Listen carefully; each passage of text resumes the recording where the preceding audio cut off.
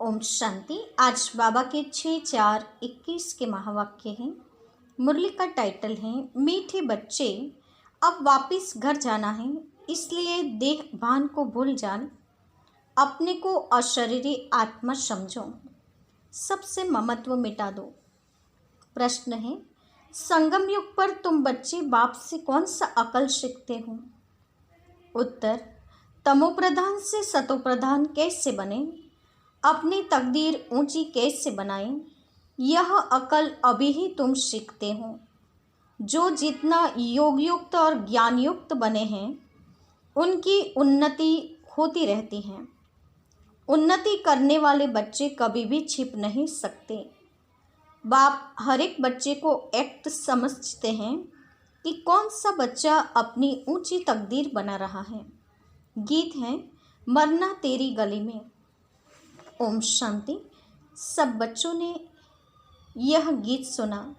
बच्चे कहने से सर्व सेंटर्स के बच्चे जान जाते हैं कि बाबा हम ब्राह्मणों के लिए कहते हैं कि बच्चे यह गीत सुना। जीते जी गले का हार बनने के लिए, अर्थात मूल वतन में जाए बाबा के घर में रहने के लिए। वह श्री बाबा का घर है ना, जिसमें सब सालिग्राम रहते हैं। बच्चे ब्राह्मण कुलभूषण स्वदर्शन चक्रधारी जानते हैं कि बरोबर वही बाबा आए हुए हैं। कहते हैं अभी तुमको अशरीरी बनना है, अर्थात देह के भान को भूलना है। यह पुरानी दुनिया तो मिट जाएगी, इस शरीर को तो छोड़ना है, अर्थात सबको छोड़ना है, क्योंकि यह दुनिया ही खत्म होनी है। तो अब चलना है वापिस घर। सभी बच्चों को अब खुशी होती है, क्योंकि आधा कल्प घर जाने के लिए बहुत धक्के खाए हैं, परंतु रास्ता मिला नहीं। और ही भक्ति का चहचटा दिखावा देख मनुष्य फंस पड़ते हैं। यह है भक्ति मार्ग की दुबन यानी दलदल, जिसमें मनुष्य मात्र गले तक फंस गए हैं। अब बच्चे कहते हैं बाबा हम पुरानी दुनिया, पुराने शरीर को भूलते हैं। अब आपके साथ अशरीरी बन घर चलेंगे। सबकी बुद्धि में है परमपिता परमात्मा परमधाम से आए हैं हमको ले जाने के लिए। सिर्फ कहते हैं तुम पवित्र बन हमको याद करो, जीते जी मरना है। तुम जानते हो वहाँ घर में आत्माएं रहती हैं, सो भी आत्मा तो बिंदी है। निराकारी दुनिया में सब आत्माएं चली जाएगी। जितने मनुष्य हैं उतनी आत्माएं वहाँ होगी। आत्माएं उस महतत्व की कितनी जगह लेती हैं। शरीर तो इतना बड़ा है, कितनी स्पेस लेता है, बाकी आत्मा को कितनी जगह चाहिए। हम आत्माएं कितनी छोटी जगह लेती हैं, बहुत थोड़ी।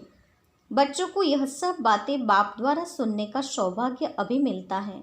बाप ही बतलाते हैं तुम बिना शरीर के आए थे, फिर शरीर धारण कर पार्ट बचाया, अब फिर जीते जी मरना है और सबको भूलना है। बाप आकर मरना सिखलाते हैं। कहते हैं अपने बाप को, अपने घर को याद करो, खूब पुरुषार्थ करो। योग में रहने से पाप नाश होंगे, फिर आत्मा तमोप्रधान से सतोप्रधान बन जाएंगी। इसीलिए बाप राय देते हैं। कल्प पहले भी कहा था कि देह के सब संबंध छोड़ मामेकम याद करो। सबका एक बाप तो वह है ना। तुम प्रजापिता ब्रह्मा के मुख वंशावली बच्चे हो, जो ज्ञान पाते रहते हो। शिव के बच्चे तो हो ही, यह तो सबको निश्चय है। हम भगवान के बच्चे हैं, परंतु उनके नाम रूप देश काल को भूलने के कारण भगवान से किसका भी इतना लव नहीं रहता है, किसको दोष नहीं देते हैं। यह भी ड्रामा में नोंद है। बाप समझाते हैं तुम आत्मा कितनी छोटी बिंदी हो, उसमें 84 जन्मों का पार्ट नोंधा हुआ है। कितना वंडर है। आत्मा कैसे शरीर लेकर पार्ट बजाती है। अभी तुमको बेहद की पार्ट का पता पड़ा है। यह ज्ञान और कोई को नहीं है। तुम भी देह अभिमानी थे, अभी कितना पलटा खाया है, वह भी हर एक की तकदीर पर है। कल्प पहले वाली तकदीर का अब साक्षात्कार हो रहा है। दुनिया में कितने ढेर मनुष्य हैं, हर एक की अपनी तकदीर है। जैसा जैसा जिसने कर्म किया है उस अनुसार दुखी सुखी साहूकार गरीब बनते हैं।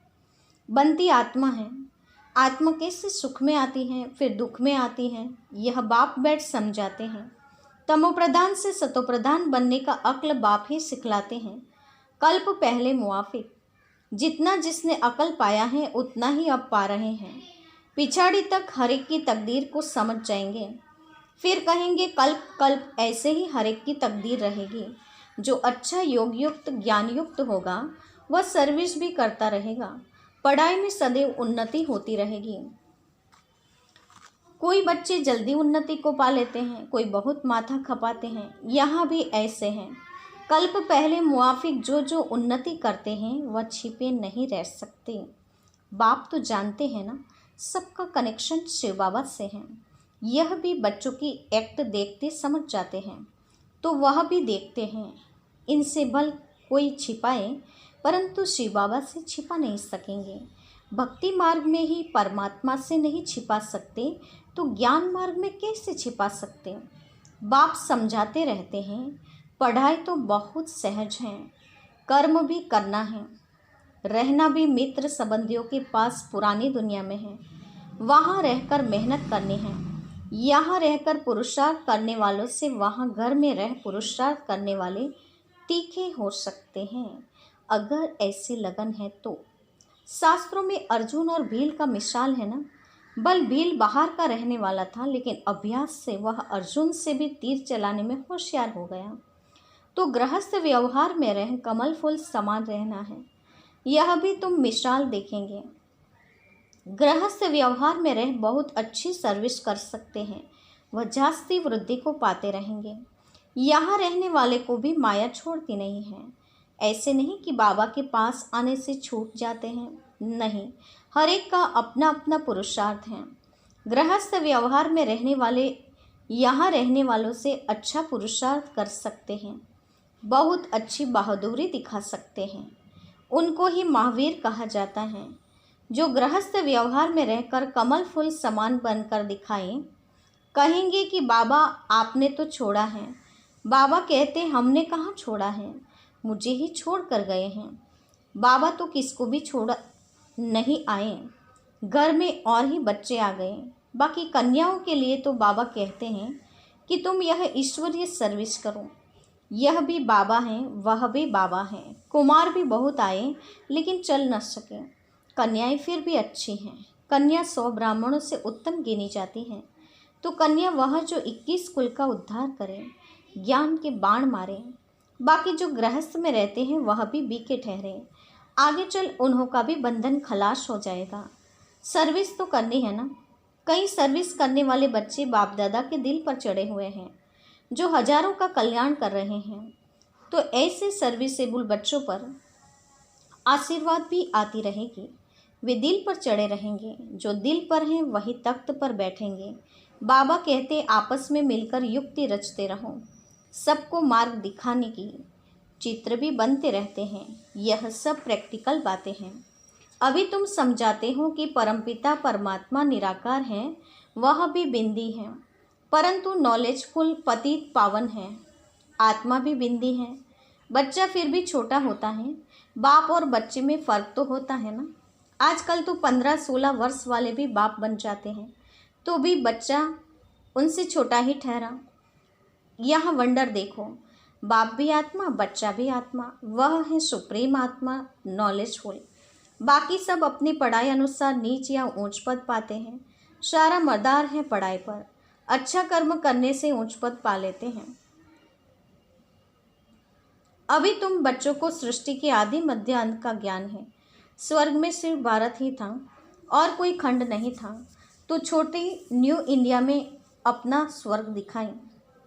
जैसे द्वारिका नाम नहीं, लक्ष्मी नारायण की डिनाइस्टी का राज्य लिखना चाहिए। बुद्धि भी कहती है सतयुग में पहले डीटी डिनाइस्टी का राज्य होगा। उनके गांव होंगे, छोटे छोटे इलाके होंगे। यह भी विचार सागर मंथन करना है। साथ साथ श्री बाबा से बुद्धि का योग भी लगाना है। हम याद से ही बादशाही लेते हैं, याद से ही कट उतरनी है। इसमें ही सारी मेहनत है। कईयों की बुद्धि बाहर में धक्का खाती रहती है। यहाँ बैठे भी सारा समय याद में नहीं रह सकते, बुद्धि और तरफ चली जाएगी। भक्ति मार्ग में भी ऐसे होता है। श्री कृष्ण की भक्ति करते करते बुद्धि और तरफ चली जाती है। नवदा भक्ति वाले दीदार के लिए बहुत मेहनत करते हैं, कितने घंटे बैठ जाते हैं कि कृष्ण के सिवाय और कोई याद ना आए, बहुत मेहनत करते हैं। इसमें 8 की और फिर 16,108 की माला होती हैं। वह तो लाखों की माला भी दिखाते हैं, लेकिन ज्ञान मार्ग की माला बहुत कीमती है। भक्ति मार्ग की सस्ती है, क्योंकि इसमें रूहानी मेहनत है। कृष्ण को देख खुश हो डांस करते हैं। भक्ति और ज्ञान में रात दिन का फर्क है। तुम्हें यह नहीं समझाया जाता कि कृष्ण को याद करने से कट निकलेगी। यहाँ तो समझाया जाता है कि जितना बाप को याद करेंगे उतना पाप नाश होंगे। तुम बच्चे अभी योग बल से विश्व के मालिक बनते हो, यह किसको स्वप्न में भी ख्याल नहीं होगा। लक्ष्मी नारायण ने कोई लड़ाई आदि नहीं की है, विश्व के मालिक फिर कैसे बने, यह तो तुम बच्चे ही जानते हो। बाप कहते हैं योग बल से तुमको राजाएं मिलेगी। तुम तकदीर में नहीं हैं तो तदबीर ही नहीं करते, सर्विसेबल बनते नहीं हैं। बाबा तो डायरेक्शन देते रहते हैं कि ऐसे ऐसे प्रदर्शनी करो, कम से कम 150-200 प्रदर्शनियाँ एक दिन में हो जाएं। गांव गांव में चक्र लगाओ, जितने सेंटर्स उतनी प्रदर्शनियाँ। एक एक सेंटर्स पर प्रदर्शनी होने से समझाने में सहज हो जाएगा। सेंटर्स भी दिन प्रतिदिन बड़े होते जाएंगे, जो चित्र आदि भी रख सकें। चित्रों की भी इन्वेंशन निकलती रहती हैं। वैकुंठ का चित्र खूबसूरत महलों आदि के भारत का बनाना चाहिए। आगे चल समझाने के लिए अच्छे अच्छे चित्र निकलते जाएंगे। वानप्रस्थ वाले घूमते फिरते भी सर्विस करते रहें। जिनका भाग्य उदय होगा वह निकलेंगे। कई बच्चे कुकर्म कर अपनी आबरू गवाते हैं तो यज्ञ की आबरू इज्जत गवाते हैं। जैसी चलन वैसा पद, जो बहुतों को सुख देते हैं उनका तो नाम गाया जाता है ना। अभी सर्वगुणों में संपन्न तो नहीं बने हो ना। कोई कोई बड़ी अच्छी सर्विस कर रहे हैं, ऐसे ऐसे के नाम सुन बाबा खुश होते हैं। सर्विसेबल बच्चों को देख बाबा खुश होगा ना। अच्छी सर्विस में मेहनत करते रहते हैं, सेंटर्स भी खोलते रहते हैं, जिससे हजारों का कल्याण होना है। उनके द्वारा फिर बहुत निकलते जाएंगे। संपूर्ण तो कोई नहीं बना है, भूले भी कुछ न कुछ हो जाती हैं। माया छोड़ती नहीं है। जितनी सर्विस कर उतनी अपनी उन्नति करेंगे, उतना ही दिल पर चढ़ेंगे, उतना ही ऊंच पद पाएंगे। फिर कल्प कल्प ऐसा ही पद होगा। शिव बाबा से तो कोई छिपा नहीं सकता। अंत में हर एक को अपने कर्मों का साक्षात्कार होता है। फिर क्या कर सकेंगे, जार जार रोना पड़ेगा। इसीलिए बाबा समझाते रहते हैं कि ऐसा कोई भी कर्म नहीं करो जो अंत में सजा के भागी बनो, पश्चाताप करना पड़े। परंतु कितना भी समझाओ, तकदीर में नहीं है तो तदबीर करते ही नहीं। आजकल के मनुष्य तो बाप को जानते नहीं, भगवान को याद करते हैं लेकिन जानते नहीं, उनका कहना नहीं मानते। अभी उस बेहद के बाप से तुम्हें सतयुगी स्वराज्य का वर्षा मिलता है सेकंड में। शिव बाबा का नाम तो सभी पसंद करते हैं ना। बच्चे जानते हैं कि उस बेहद के बाप से स्वर्ग का वर्षा मिल रहा है। अच्छा, मीठी मीठी सिक्के लेते बच्चों के प्रति माता पिता बाप दादा का याद प्यार और गुड मॉर्निंग। रूहानी बाप की रूहानी बच्चों को नमस्ते। हम रूहानी बच्चों की रूहानी माता पिता बाप दादा का याद प्यार गुड मॉर्निंग और नमस्ते। धारणा के लिए मुख्य सार। पहले पॉइंट, अपनी चलन से बाप का व यज्ञ का नाम बाला करना है। ऐसा कोई कर्म न हो जो बाप की इज्जत जाए।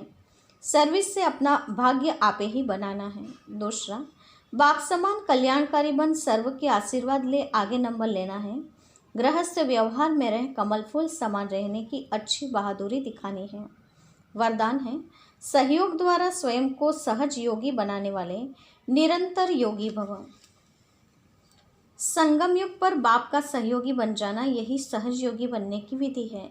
जिनका हर संकल्प, बोल और कर्म बाप की व अपने राज्य की स्थापना के कर्तव्य में सहयोगी रहने का है, उसको ज्ञानी योगी तो आत्मा निरंतर सच्चे सेवादारी कहा जाता है। मन से नहीं तो तन से नहीं तो धन से भी नहीं तो जिसमें सहयोगी बन सकते हो उसमें सहयोगी बनो, तो यह भी योग है। जब हो ही बाप के तो बाप और आप, तीसरा कोई न हो, इससे निरंतर योगी बन जाएंगे। स्लोगन, संगम पर सहन करना अर्थात मरना ही स्वर्ग का राज्य लेना है। संगम पर सहन करना अर्थात मरना ही स्वर्ग का राज्य लेना है। आज के मुख्य पॉइंट्स हैं। बाबा ने कहा, अब इस देह को भूलकर अशरीरी आत्मा समझो, सबसे ममत्व मिटाते जाओ और वापस घर जाने की तैयारी करो। संगम युग पर सतोप्रधान कैसे बने, तकदीर ऊंच कैसे बनाएं, ऊंच पद की प्राप्ति कैसे करें, उन्नति कैसे हो, उसकी सोच चलाते रहें। साथ ही बाबा ने कहा, उन्नति करने वाले बच्चे कभी छिप नहीं सकते। बाप हर बच्चे की एक्ट समझते हैं कि कौन सा बच्चा ऊंची तकदीर बना रहा है।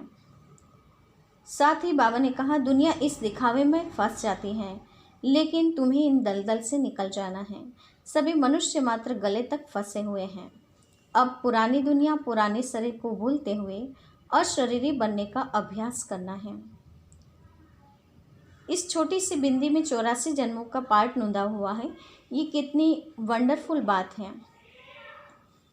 बाबा ने कहा, तुम देह अभिमानी थे, अभी कितना पलटा खाया है, अभी तुम्हारी तकदीर बदल रही है। जैसा जैसा जिसने कर्म किया है उस अनुसार सुख दुख, साहूकार गरीबी को भोगते हैं।